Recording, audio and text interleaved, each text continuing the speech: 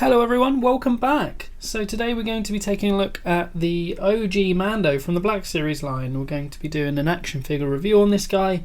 Subscribe if you're new to the channel, not to miss a beat, and like this video if you enjoy. We're going to jump straight into it. So what's going to come in the box? So obviously this is the OG Mando in the red and black old school Black Series box. It's not the carbonized one, it's just the original. Recently came back into circulation, being re-released, and I'm so glad they did, because the Mandalorian, one of my favorite characters, one of my favorite figures in the collection. Just look at him, he looks fantastic, he looks so kick-ass. You know, he's an awesome character and the show is awesome too. I don't think any of us could have imagined how popular it would become, and how much you know, we would enjoy it and fall in love with both Mando and, you know, Grogu and everyone else involved, really, in such a short space of time. So we're going to jump into it. So what are you going to get straight off the bat? So this is the OG Mando. Obviously this is before he got you know, the jetpack, and obviously before he got the subsequent upgrades excuse me, of Beskar armor. So this is the OG one with you know, some of the like Shore Trooper looking kind of armor pieces on here and that sort of thing. He comes with his iconic blaster pistol, two-tone silver and black. Obviously fantastic looking, an iconic, you know, blaster pistol now, thanks to the TV show, and not, you know, loads of detail on there, but you know, you don't need much.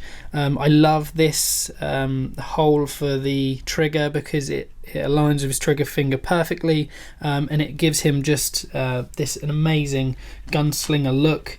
You know, and it's very natural the way he holds it, and we'll move on to that later. Obviously now as well, the iconic blaster rifle, you know, with the incinerator rounds and the big prongs on the end for electric shocking, you know, anyone, as we have seen in the TV show. Obviously this was originally the blaster rifle for Boba Fett, and I'm very glad that they brought it back in the way they did, especially because it's such a cool idea for a blaster rifle. So it's nice to see that we finally got it, you know, used in the Star Wars universe. But then, of all people, Mando, of course, no one deserves it more than him. So obviously the two main accessories.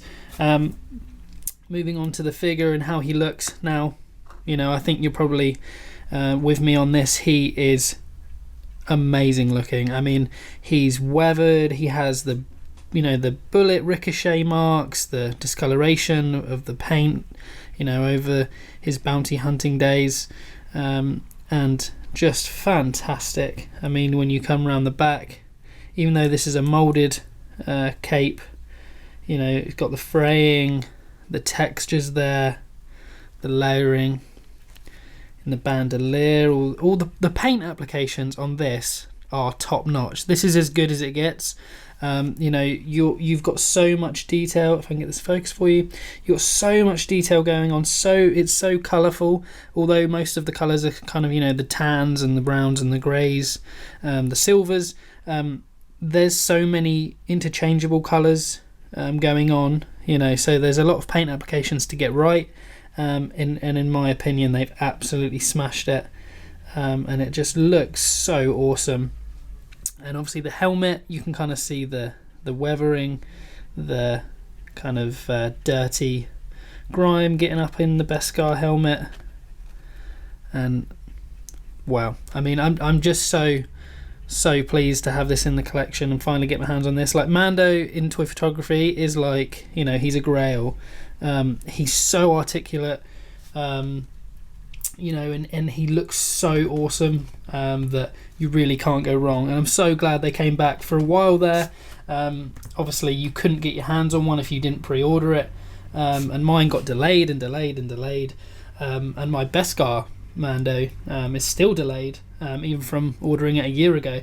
So I was really glad to get my hands on the OG. I did want to get both, but I'm really glad that they re-released, although at least they got their hands on some more stock. Now, moving on to Articulation, like I said, it's so awesome. I mean, one of the things we needed with Mando is he needed to be dynamic. He's one of the most dynamic characters in the Star Wars universe now, and obviously he never does anything by halves, and he never does anything kind of rigid. It's always acrobatic and methodical, and so good toe point, toe to sky. If I can get this in focus for you, toe to sky as well. He's got great ankle pivot, so he can really plant his feet wide and be flat, so that's great. As you can see, double jointed legs, or double jointed knees rather, getting the legs right back up there. Absolutely incredible. Can go to a pretty much split, can go all the way forward up, can come back to a little bit because of the plastic here doesn't come down too far to kind of hinder that, so he can really get his leg back up, really get his leg up forward. Get this in focus for you. Very very good. Moving to the hips, he's got a nice ab wiggle. Like, the ab crunch is really good. If you bend as well, from the hips, he can bend all the way over, and obviously with the double jointed knees means he can kind of sit, but the ab wiggle and the side to side, really really good. So the ab crunch is there. In terms of his bicep curl, not double jointed, but he will get to just past 90, as you can see there. And again, in terms of his articulation, the overall articulation is so good and works in tandem with the rest of the figure that really doesn't need to be double jointed. It would be great if he had that extra movement, but I mean, that's the kind of, when you get to SH figure arts and that stuff like that, their articulation is kind of the next level, but obviously you're paying, that's a huge markup on Black Series prices, so I'm happy with the articulation on this figure because it looks fantastic and it moves well. It moves more than enough for what we're trying to do. No pivot in with the wrists, but they will spin, so you can get that trigger finger with the blaster pistol, like he's a gunslinger, off the hip. You can get that in any position you need to, whether it's across the body or if he's needing to tilt or something like that, being in a more dynamic pose, he can tilt the blaster pistol along with his body so that he's not kind of up here like this looking silly while the rest of his body is dynamic. So that's really good. And again, like I said, the blaster pistol really does fit to his hand perfectly. When you move up to the shoulder, the pauldron is a little bit rubbery, and it will go up over the shoulder piece, just like that. It's kind of like the Clone and the Death Trooper and stuff like that, but it's not as rubbery, the pauldron, but it will go up there, and like I say, it will rotate all the way back, so that's good. And then the helmet has such good articulation, and that is very very key, because obviously in the Mandalorian TV series, and if you watch on Disney Plus the behind the scenes footage, obviously one of the big points was that for the first time ever, how do you portray such emotion with a character without being able to see their face? And that's not even just a Star Wars universe problem or a film problem. That's like a human thing. We read a lot of emotion through the eyes, and not being able to see eyes was challenging. But obviously the slight tilts of the head, down, back, sideways, kind of really gave emotion to Mando, and in a kind of groundbreaking way, really. And like, if you look at his articulation of his head, he has, if I can get the cape to the side, he has really good side to side, really good looking up, and really good chin to chest, like fantastic. Obviously in there it's a ball and socket joint. I can get that in focus for you again.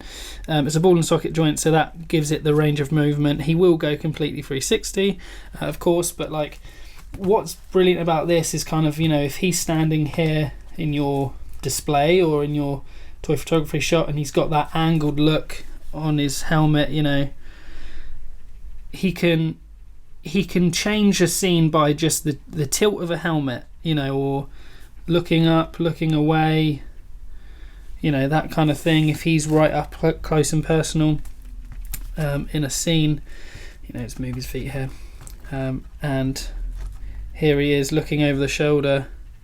You know, if suddenly he's looking down to you, but there's a tilt, you know, that gives so much more presence, and he has so much presence. But I mean, like, you know, if we're talking kind of Mando scenes, you know, I can bring you in warm, or I can bring you in cold, and that tilt, like, it's incredible how much the tilt of this helmet kind of portrayed on screen. So good. And like I said, with the articulation, you can probably see from me moving it in my hands, his body moves so well and so freely without being too loose, that kind of like, I don't have to fight one piece at a time as I'm moving in a way, you know, if I'm trying to do something dynamic, the body works with itself, and it's really good to see that it's so easy to navigate that, because it means that you're not fighting. And like, you know, like that was effortless. That might take you with some figures a real long time to get them into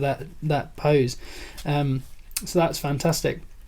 In terms of versatility, I would put Mando up in that Stormtrooper class. Now we've seen so much from him, and, you know, being a bounty hunter, realistically there's nowhere he can't go and couldn't show up. And like I say, like, you know, here on Tatooine, or, you know, on an Endor kind of foresty planet type, you know, like we saw in the Mandalorian TV series, on starships, you know. So he is so versatile. I mean, originally we maybe thought, you know, he's not going to be around very long, or you know, maybe it's just a quick cash grab at, you know, trying to expand the universe. But I would say he's a very solid character, you know, a very prominent character now in the story, obviously as it develops, and with Mando season 3 I'm sure that will only grow. But you know, a very, very versatile character in that regard, because he's been in so many different environments, and I definitely would say that that's a bonus. In terms of just little extra bits as well, like, I mean, his holster, you know, you can kind of see here, if I get this in focus for you, he's got the kind of, again, gunslinger type pistol holster with the strap, and that pistol fits in there perfectly. It's made for this pistol, comes out the bottom there, as you can see. So if I can get the arm out of the way, so it's not like it's just like a blocky thing. Everything on this figure is just shaped perfectly, scaled really well, moves fluently. It is very well thought out. And then on the back, obviously you can see his cape kind of has this natural line in here, and if you can kind of see on the back, he does have a back holster where this plug on the side of the blaster rifle can go, and that can sit in there. And that's, as small as that may seem to some, that's huge, because one of the biggest things is when somebody's synonymous with a piece of equipment or a weapon or something like that, if suddenly it's not around, then that's kind of like very noticeable, and you know, it's, where is it, why is it not there? You know, at times you could say, like, he did leave it in the Razor Crest, but being able to have that available, it just looks so dynamic, you know, as we mentioned. And, like, you know, that blaster rifle's so cool, that it's nice to be able to have it on the figure and not have to kind of pick and choose between what he's got in his hands or not. It's nice that he can have that on his back and kind of have the pistol in hand at the same time. In terms of my final thoughts on this figure, with, you know, everything sorry, with everything considered, I mean, I'm struggling not to put him in a 10, and to be honest, I'm going to go for that kind of 9.5 sort of, you know, it might as well be a 10, but I loosely say that because it's hard to say something's a 10 because you're saying it's perfect, it's flawless, it's scored top marks. This is pretty damn good, and it's one of my favourite figures, so I'm going to give it a 9.5. An awesome figure, awesome character, and I definitely think you should pick up an OG Mando. I think at some point they're going to be, you know, a really expensive piece in the future, but yeah, 9.5, awesome figure, such a kick-ass character. Love it. So yeah, I hope you enjoyed this video, guys, and I hope it was informative. There's plenty more coming on the channel, so do subscribe not to miss any content, and like this video if you enjoyed this review of the Star Wars Black Series Mandalorian, the OG Mando. So I'm gonna leave you with that, guys. Take care, and I will see you in the next one.